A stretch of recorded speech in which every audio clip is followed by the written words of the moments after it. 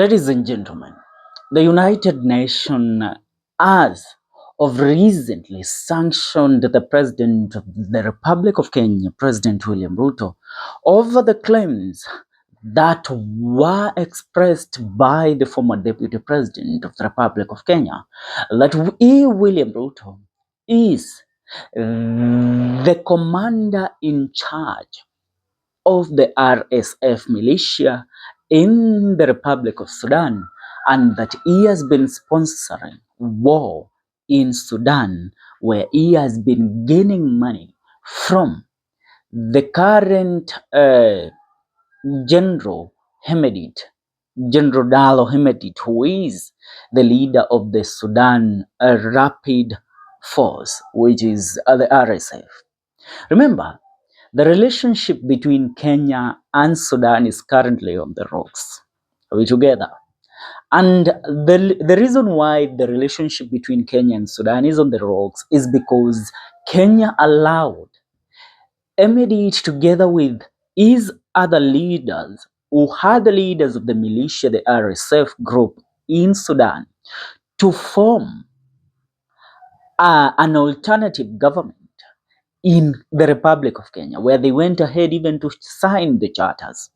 Emery was given a warm reception by the Republic, where he was welcomed as the President of Sudan by the President of the Republic of Kenya, President William Ruto.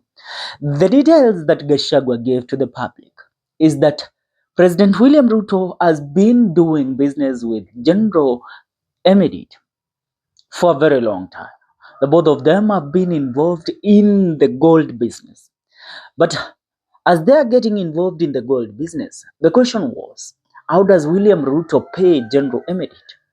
According to the UN latest report, is that Kenya, through the President of the Republic of Kenya, has been smuggling weapons to Sudan.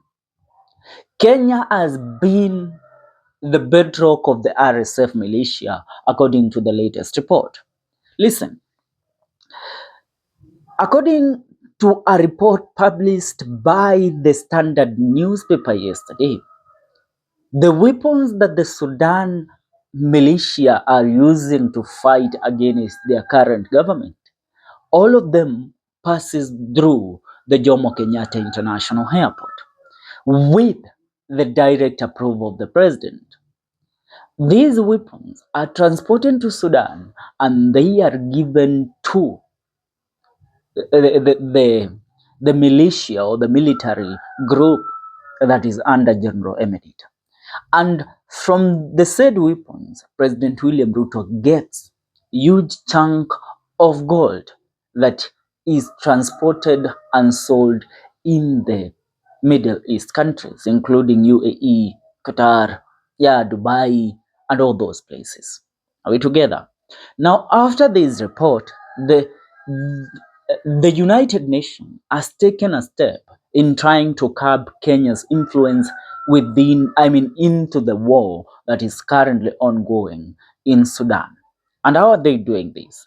They have given out a report, and this report, when those that have been involved in funding war in Sudan are being called out, they will make sure that the President of the Republic of Kenya, President William Ruto, is also called out among them as the warlords that are funding the war in Sudan. Are we together? According to that report, it brought another picture to me, and some intel that I've been holding on to for a very long time. It's the intel of Kenya involvement in making of weapons. I remind you that in the year 2021, the President of Kenya, then President Uhuru Muigai Kenyatta, and the late Chief of Defense Forces, General Francis Ogola, opened a weapon manufacturing plant in Ruiru constituency, which is in Kiambu County in the Republic of Kenya. It was the first weapon manufacturing plant in the Republic of Kenya, and it's the first in Eastern Central Africa. Are we together? Kenya was taking a very different route in terms of manufacturing its own weapons. And It was good news for Kenya, for we will not be involved in buying weapons from outside countries or importing weapons. We will be making our own weapons. And more so, the weapons that were to be made there were rifles and more so guns, pistols, and all that. And the said manufacturing plant has the capacity of manufacturing about, I think, in a month, about 10,000 rifles. Are we together?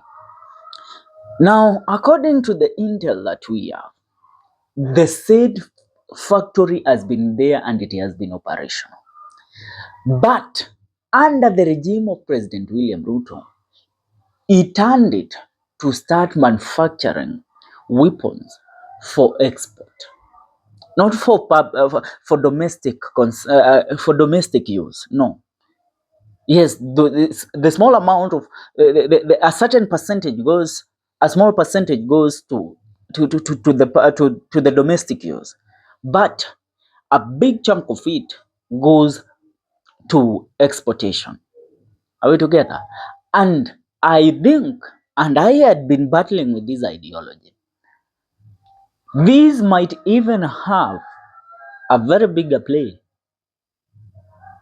in the death of the late General Francis Ogola. He was a man that held his dignity so high, and he never wanted to be involved with things that were unconstitutional and things that might put the face of this republic we love so much, called Kenya, at risk.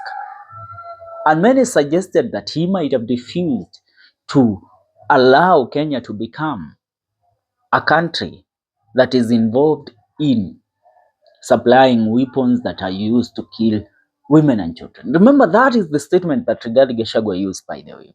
He said that the ICC should be called in, the United Nations should come in and sanction and give summon the President of the Republic of Kenya, for he has been involved in supplying weapons to Sudan's militia that and has been killing women and children.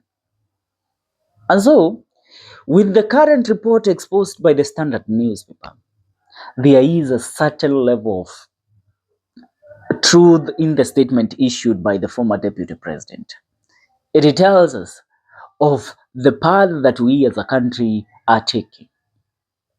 You know, Kenya, I shall remind you that in East and Central Africa, it is the most stable republic. Kenya has soldiers in Somalia to maintain peace. It has soldiers in Sudan. In Southern Sudan. It has soldiers in Democratic Republic of Congo. It has soldiers in Haiti. So that tells you that Kenya is at the center play of the most together. And that is why I'm telling you, this statement by the UN Secretary General, it tells us what is really happening. For now, that's what's up. Make sure you subscribe to our YouTube channel. But I want you to tell me, do you think that our president is involved in funding a war in Sudan? If you don't think so, support your relevant comment. For now, that's what's up.